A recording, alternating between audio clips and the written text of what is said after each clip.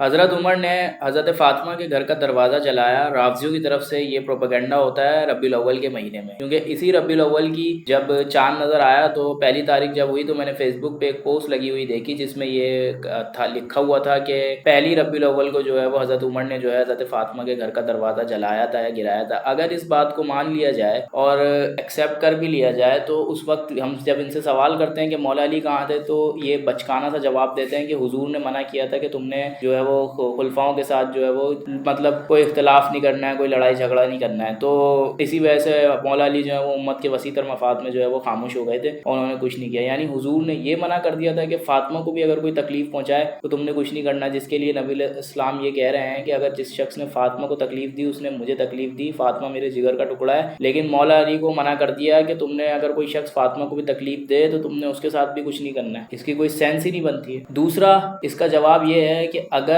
مولا علی نے اس وقت کچھ نہیں کیا تو بعد میں تو کچھ کرنا چاہیے تھا، بعد میں کم سے کم حضرت عمر کی بیعت ہی نہ کرتے۔ حضرت عمر کی اور حضرت ابو بکر کی بیعت نہیں کی ہے کس نے؟ سعد ابن عبادہ نے رضی اللہ عنہم اجمعین۔ اور حضرت ابو بکر اور حضرت عمر نے کوئی ان کے خلاف کوئی تلوار نہیں نکالی، کوئی ان کا بھائی علمی اختلاف تھا بیعت نہیں کی حضرت ابو بکر کی بھی بیعت نہیں کی، حضرت عمر کی بھی بیعت نہیں کی، مولا علی نے تو کر لی۔ تو اگر ان کا یہ والا ڈھکوسلا بھی چلا جاتا ہے کہ مولا علی نے جو ہے وہ امت کے وسیع تر مفاد میں جو ہے مولا علی خاموش ہو گئے تھے، اسی وجہ سے مولا علی نے بیعت بھی کر لی تھی ابو بکر کی عمر کی۔ یار اتنا فریڈم تھا اس ٹائم پہ کہ سعد ابن عبادہ نے بیعت نہیں کی ہے حضرت ابو بکر کی اور حضرت عمر کی، تو ان کو کچھ نہیں کہا ہے، حضرت ابو بکر عمر نے کچھ بھی نہیں کہا ان کو، تو مولا علی نے کیوں بیعت کر لی؟ مولا علی نے اسی شخص کی بیعت کر لی جس نے فاطمہ کو تکلیف پہنچائی تھی۔ چلو حضرت ابو بکر کی بھی بیعت سمجھ میں آتی ہے، حضرت ابو بکر کے بعد حضرت عمر کی بھی بیعت کر لی مولا علی نے۔ ایک اور چیز یہ ہے کہ نہج البلاغہ کے اندر بھی یہ خطبہ موجود ہے، یہ حدیث موجود ہے، بخاری مسلم میں تو ہے یہ۔ ابن عباس کہتے ہیں کہ حضرت عمر کی میت رکھی ہوئی تھی، اتنی دیر میں ایک شخص آیا، اس نے میرے کندھے پہ کونی رکھ دی اور حضرت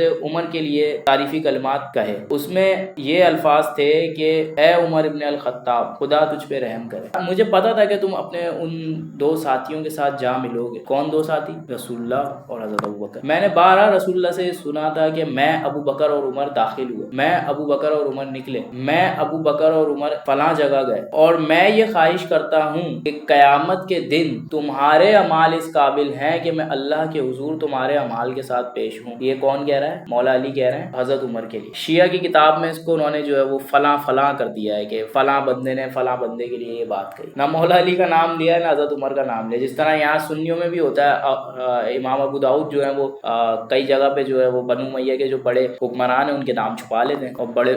جو صحابہ کرام میں بھی جو بنو امیہ میں سے جو صحابہ ہیں ان کے نام بھی چھپا لیتے ہیں جب کوئی ان کے خلاف بات آتی ہے تو۔ اسی طریقے سے شیعوں کے اندر بھی ہے، انہوں نے بھی جو ہے وہ مولا علی کو بھی فلاں کر دیا ہے، فلاں شخص نے فلاں کے لیے تعریفی کلمات کہے، اور حضرت عمر کے نام کو بھی مینشن نہیں کیا، فلاں فلاں کر کے، لیکن پتہ تو چل جاتا ہے کس وقت ٹائم کا واقعہ اور کس کے لیے کہا جا رہا ہے۔ تو مولا علی اسی بندے کی تعریف کر رہے ہیں اور جس کے عمل میں یہ عمل موجود ہے کہ اس نے فاطمہ کا دروازہ جلایا، اس عمل کو مولا علی کہہ رہے ہیں کہ میں اللہ کے حضور چاہتا ہوں کہ میرے ساتھ، میں تمہارے اعمال کے ساتھ پیش ہوں اللہ کے حضور، تمہارے اعمال اس قابل ہیں۔ تو یا تو پھر یہ جھوٹ ہے بہت بڑا کہ حضرت فاطمہ کا دروازہ جلایا حضرت عمر نے، یا تو پھر مولا علی، کیونکہ ان کی اگر یہ بکواسیات مان لی جائے، اور میں شیعہ علماء سے بھی ریکویسٹ کرتا ہوں کہ اگر آپ لوگ تو ان کو کوئی لگام ہی نہیں ڈالتے ہیں، کم سے کم آپ آ کے حقیقت تو بیان کر سکتے ہیں، آپ کی اپنی کتابوں میں لکھی ہوئی یہ چیزیں۔ ویسے تو آپ یہ کہتے ہیں کہ سنیوں کی کتابوں میں لکھا ہوا ہے اپنی، اور یہ بات نہیں کرتے ہیں، تو آپ کی بھی تو کتابوں میں یہ سب کچھ لکھا ہوا ہے، آپ لوگ آ کے کیوں نہیں بتاتے ہو؟ اگر ذاکرین اور آپ کے جو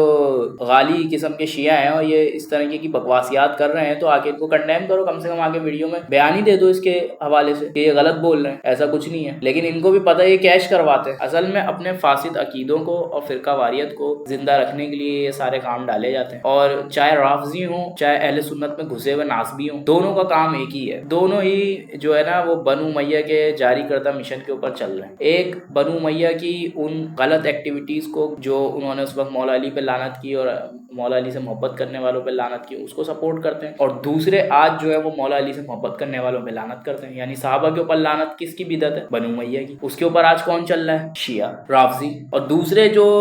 صحیح اہل تشیع ہیں وہ بھی اس میں مجرم ہیں کہ آپ جو ہے وہ خاموشی اختیار کرتے ہیں۔ ویسے آپ لوگوں سے بڑی بڑی باتیں کروا لو، جو حقیقت بات ہے آپ وہ تو کرو۔ اس میں تو مولا علی کے اوپر اتنا بڑا الزام لگ رہا ہے کہ مولا علی کو نعوذ باللہ جو ہے وہ بزدل کہا جا رہا ہے، جس کے بارے میں یہ ہے کہ مولا علی کے لیے نبی اسلام نے کہا ہے کہ علی قرآن کے ساتھ ہے اور قرآن قرآن علی کے ساتھ ہے، اور قرآن اور علی قیامت تک دونوں ساتھ رہیں گے۔ قرآن بھی فارغ ہو گیا، مولا علی بھی فارغ ہو گیا اگر اس بات کو مان لیا جائے تو۔ مولا علی تو کسی جگہ پہ کمپرومائز کر ہی نہیں سکتے، ایک انچ بھی کمپرومائز نہیں کر سکتے دین کے معاملے میں بھائی مولا علی۔ حضرت عثمان کے بعد جب مولا علی نے کہا کہ مجھے یا تو خلیفہ چن رہے ہو تو پھر میں انصاف کروں گا، پھر یا تو پھر عدل ہوگا یا گوشہ نشینی ہوگی، تو سب نے کہا ہاں ٹھیک ہے ہم آپ کو خلیفہ چنتے ہیں، ہم عدل چاہتے ہیں، آپ کو جو کرنا ہے کریں۔ تو پہلا جو آرڈر مولا علی نے نکالا نا وہ یہ نکالا کہ حضرت عثمان کے لگائے ہوئے سارے گورنر معزول۔ وہ وہاں پہ تو لوگ یہ ایکسپیکٹ بھی نہیں کر رہے تھے کہ اتنے ہارڈ ڈیسیجن مولا علی لیں گے، سارے گورنر ہی فارغ کر دیے اور سب ہو بھی گئے سوائے ماموں کے۔ تو وہ مولا علی جو ہیں وہ کمپرومائز کر لیں گے اس چیز پہ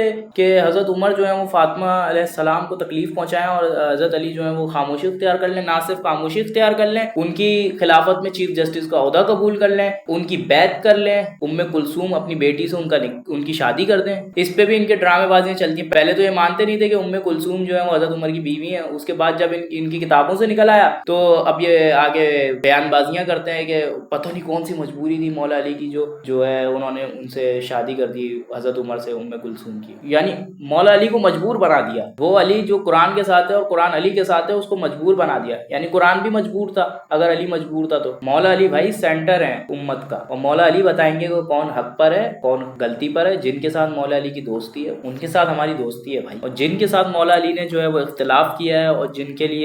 کے ساتھ جنگیں کی ہیں اور جن کو معاف کر دیا، ان کی بھی آج تک جو ہے کوئی ان کے لیے بھی کوئی ہم اس طرح کا جملہ سننے کو تیار نہیں ہے کہ کوئی بکواس کرے ان کے بارے میں۔ باقی مولا علی اس کے ساتھ جن لوگوں نے زیادتی کی ہے اور جو لوگ مولا علی کے خلاف ہیں ہم ان کے خلاف ہیں آج بھی، لیکن جو مولا علی کے ساتھ ہیں اور مولا علی جن کے ساتھ ہیں یہ ساتھ ہیں۔ مولا علی نے ابو بکر عمر عثمان کی بیعت کی ہے، ان کی جو خلافت ہے اس میں رہے ہیں، ان کا ساتھ دیا ہے، اور مولا علی کے مشورے کے بغیر تو وہ لوگ بھی نہیں چلتے تھے۔ تینوں خلفاء جو ہیں وہ مولا علی سے مشورہ کرتے تھے اپنے ہر فیصلے کا۔ تو مولا علی تو سینٹر ہیں بھائی، مولا علی کو جو مانتا ہوگا وہ کبھی بھی جو ہے وہ اس طرح کی بکواس نہیں کرے گا مولا علی کے جو سات لوگ ہیں ان کے بارے میں۔ تو آپ خود دیکھ لیں، آپ کو ساری چیزیں خود واضح نظر آ جائیں گی۔ جس طریقے سے بنو امیہ کا معاملہ واضح ہے اور سنی اڑے رہتے ہیں اس کو مانتے نہیں ہیں، اسی طریقے سے شیعہ کے اندر بھی جو ہے وہ خلفاء ثلاثہ کا معاملہ بھی اسی طریقے سے واضح ہے کہ وہ خلیفہ راشد ہیں تینوں اور حضور کے ہدایت یافتہ خلفاء راشدین ہیں، یہ بات بالکل واضح ہے۔ جس طریقے سے بنو امیہ کا مسئلہ بالکل واضح ہے اسی طریقے سے خلفاء راشدین کا مسئلہ بھی بالکل واضح ہے کہ وہ خلفاء راشدین ہیں، حضور کے ہدایت یافتہ خلفاء راشدین میں سے۔ اور بنو امیہ کے بارے میں واضح ہے کہ وہ فاسق اور فاجر ہیں، جو حضور نے